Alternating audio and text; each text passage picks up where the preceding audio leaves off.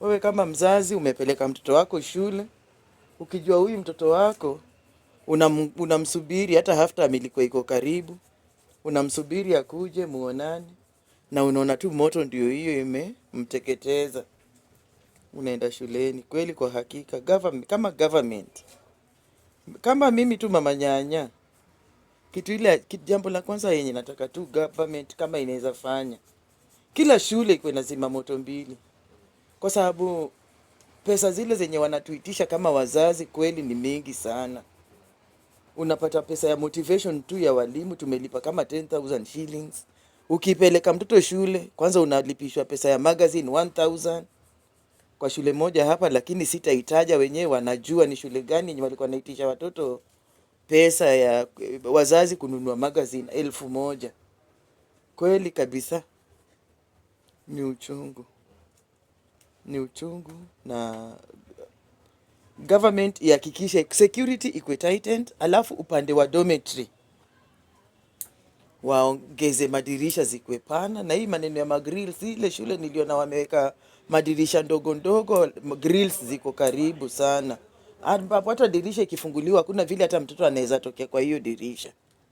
Dirisha ikuwe ni pana, mahali penye watoto wanalala ikuwe ni ina at least 2 meters. Kitanda moja iko hapa, mita ingine kitanda, wasisongamane sana kwa dormitory wakilala. Hiyo nafikiri wakipanga mikakati kama hayo, maneno itakuwa mzuri sana, kwa sababu kusema tu kweli tumeathirika, and this is not the first time.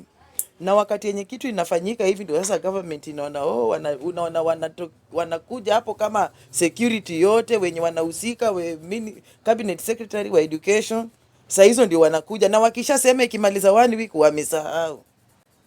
Hiyo iwe ni kitu yenye wanaenda kuzungumzia hata kwa bunge, wabunge wapitishe, waseme tu lazima mikakati iwekwe ya kila shule tupate zima moto kama ni mbili. Kama hiyo shule ingekuwa tu na zima moto yao, wangeanza na hiyo zima moto, hatungekuwa na janga kama hiyo. So mtoto anapofika shuleni akitoka nyumbani alikuwa mzuri, lakini haukumfunza kumseparate kwa bad companies ama kujimotivate yeye mwenyewe, kwa sababu ya kutomwadhibu na kumpenda kwa njia isiyo stahili. Kwa sababu mbinguni anasema mtoto mdogo na ufanye nini? Mpe kiboko, si ndio? Ili anyoke.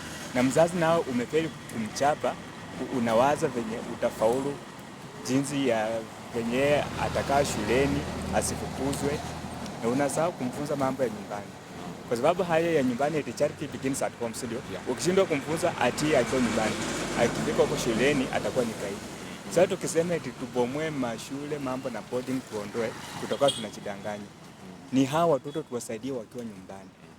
Alafu kama we mzazi we mwenyewe umekuwa ni gaidi kwa amri za Mungu zinazoleta upendo na kujenga ukweli, si ndio? Utakuja kuexpect aje ukuja ufunze mtoto naye akuwe mzuri mwenye ana produce mazao mazuri kwa jamii.